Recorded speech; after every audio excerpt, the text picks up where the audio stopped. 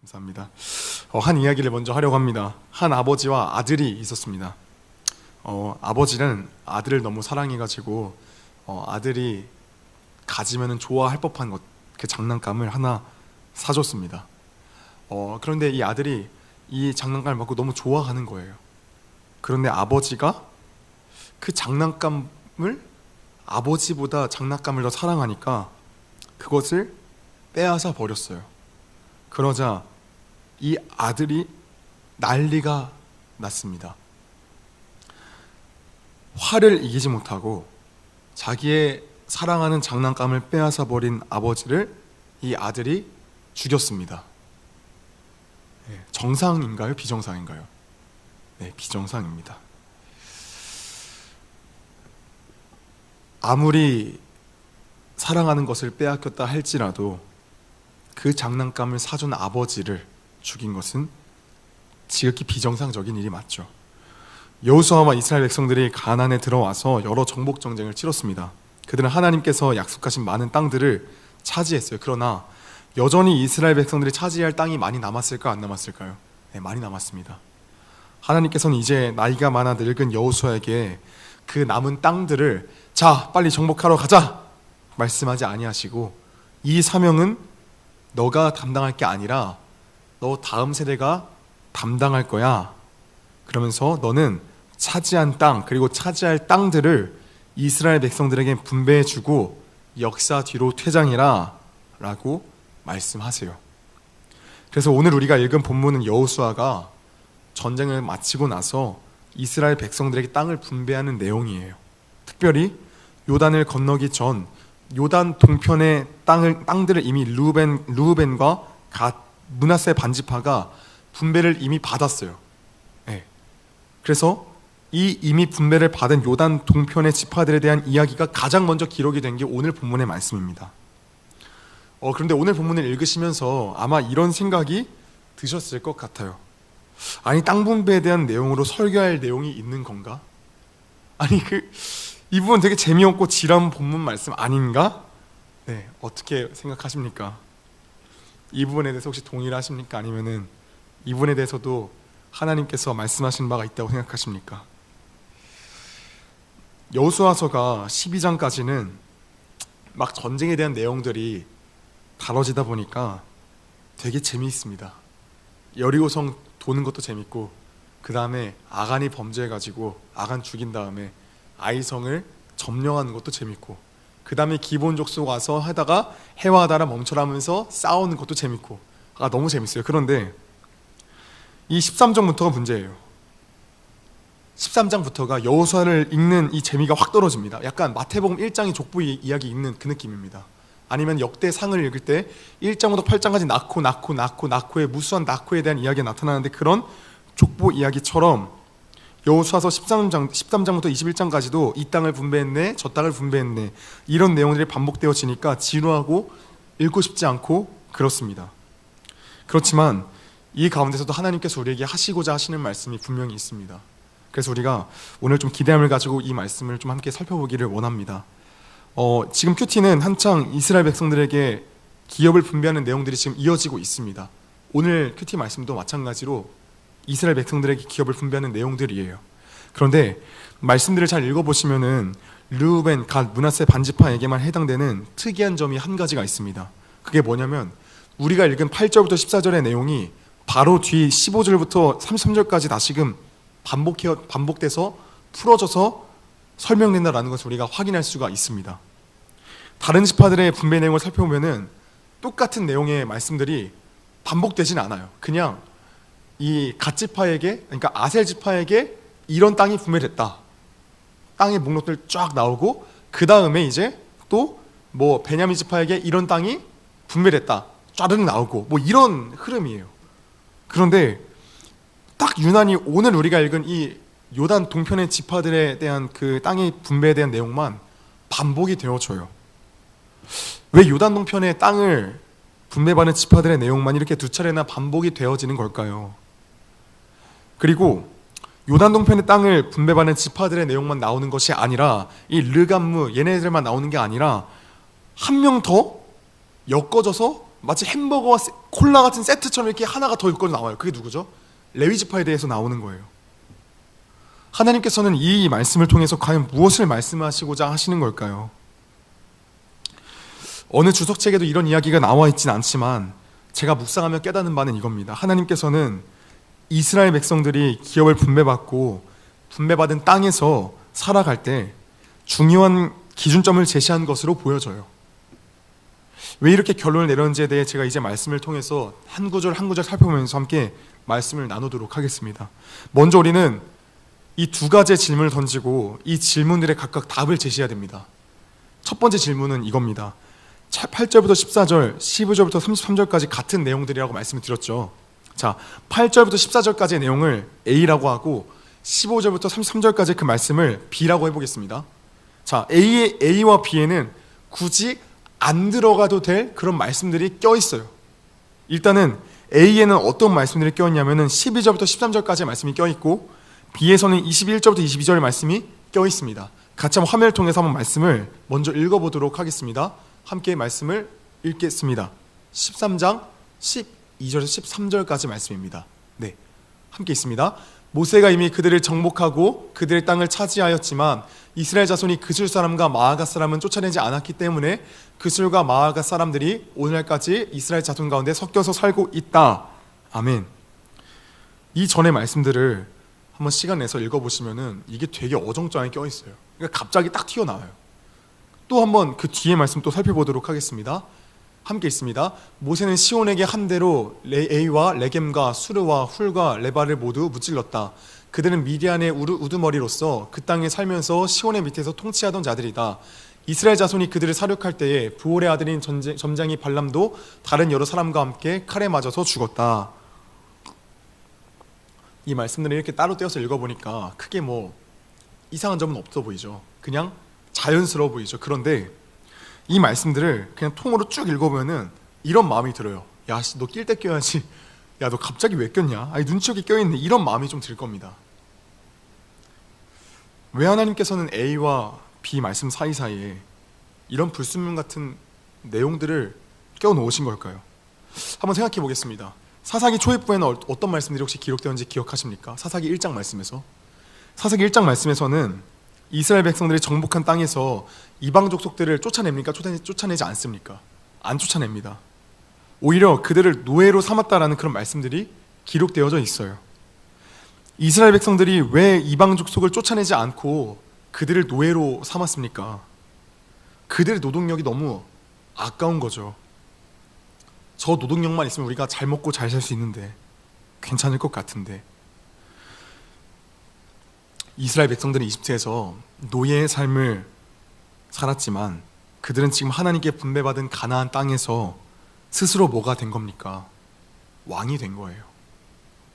왕에게 뭐가 필요합니까? 당연히 노예가 필요하죠.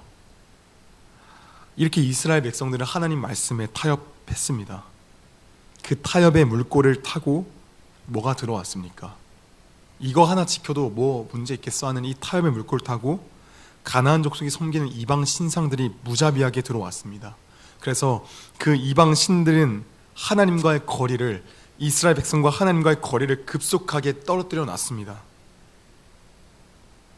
하나님께서 오늘 우리가 읽은 이 본문과 그 뒤에 읽은 비본문, 이 사이사이에 불순물처럼 이 말씀들을 껴놓으신 이유가 이겁니다.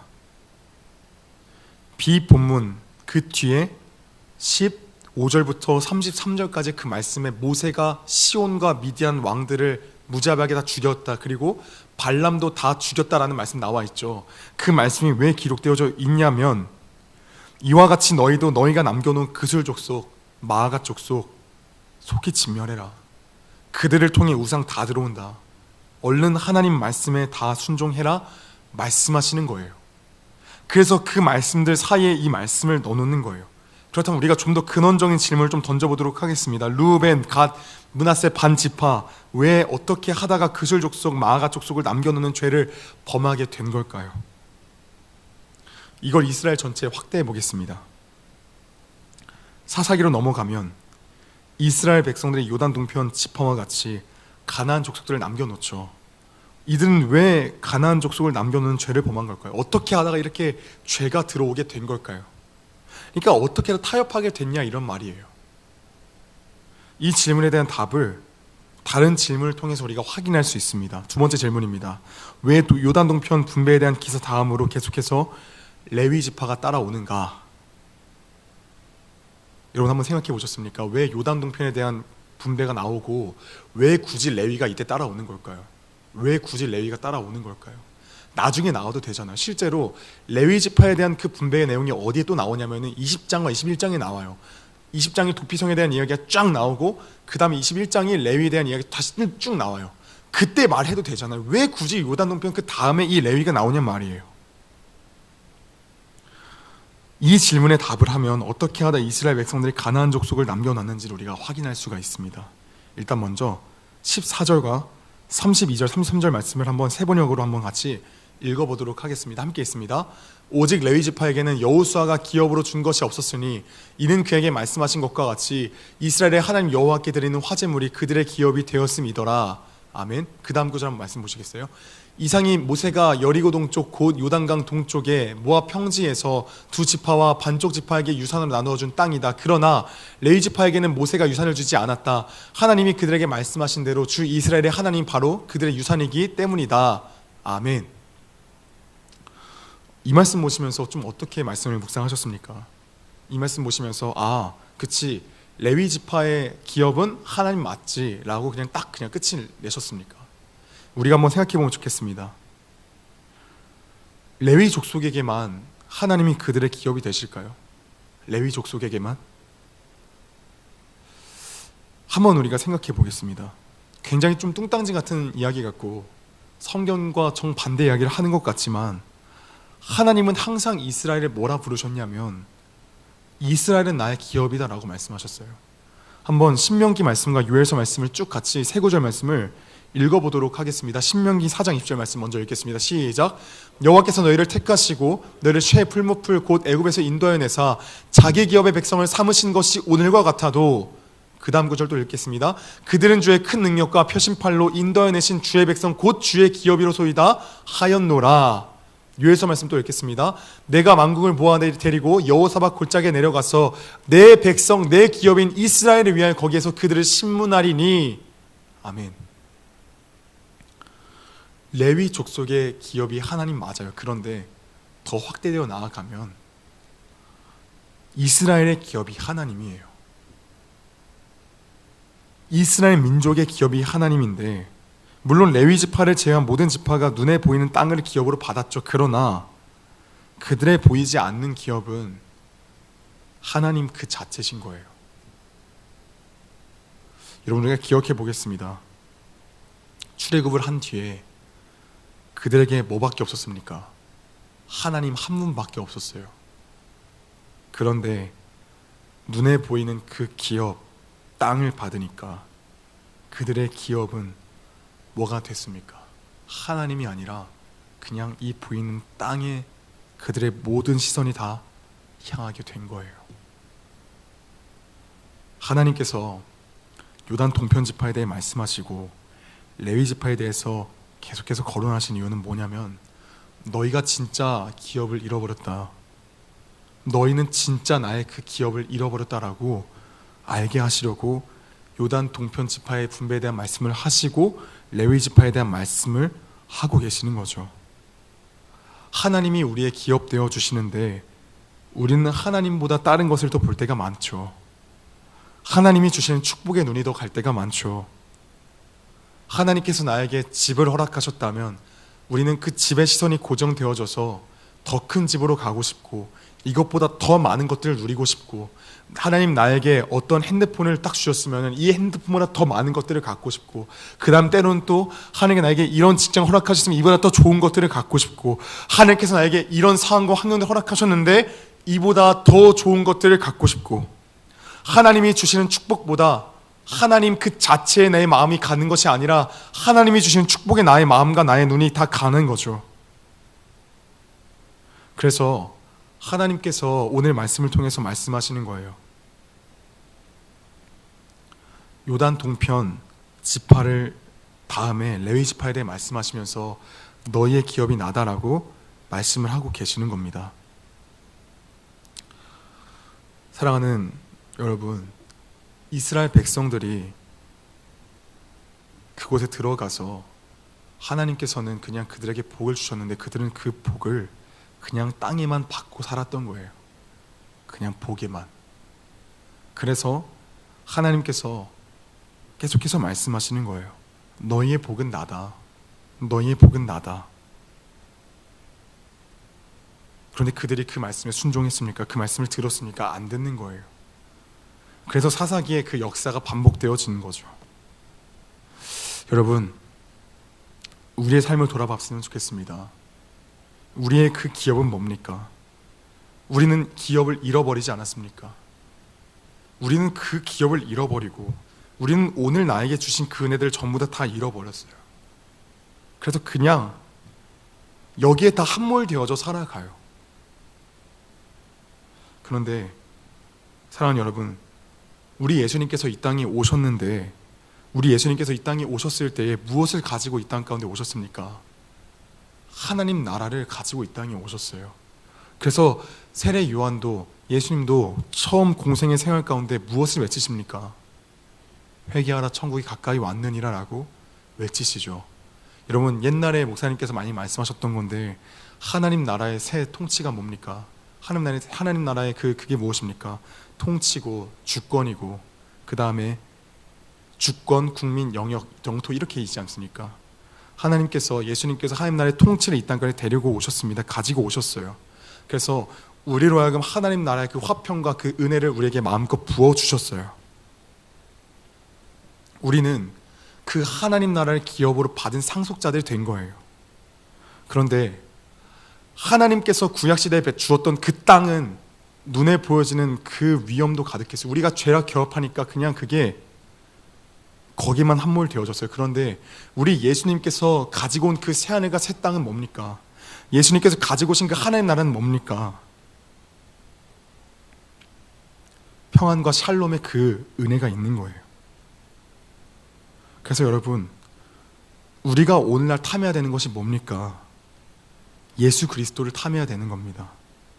우리가 잃어버린 그 예수 그리스도를 탐해야 되는 겁니다. 그 예수 안에 여러분이 원하는 그 사랑하는 땅이 있어요.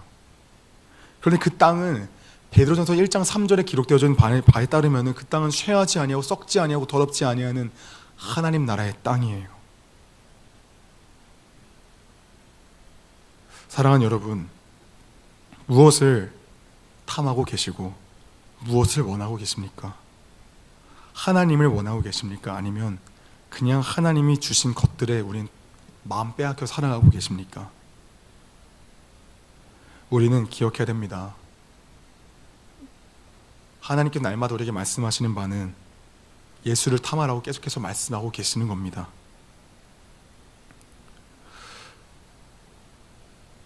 우리가 눈을 들어 예수를 탐하고 말씀과 기도, 순종의 삶을 더욱더 간구하고 나아갈 때 하나님께서는 이 세상 것들을 누릴 수 없는 샬롬의 은혜를 마음껏 누리게 하십니다.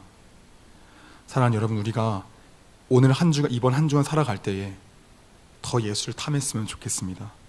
이 땅 것에 눈에 함몰돼서 나아가는 것이 아니라 그 영원한 새하늘과 새 땅, 그 영원한 천국, 그 영원한 하나님 나라, 그 것들을 가지고 계신 그 예수님을 탐하시면서 진정한 샬롬과 은혜를 누리며 나아가는 우리 모든 중고등부 공동체되기를 예수님의 이름으로 소망합니다.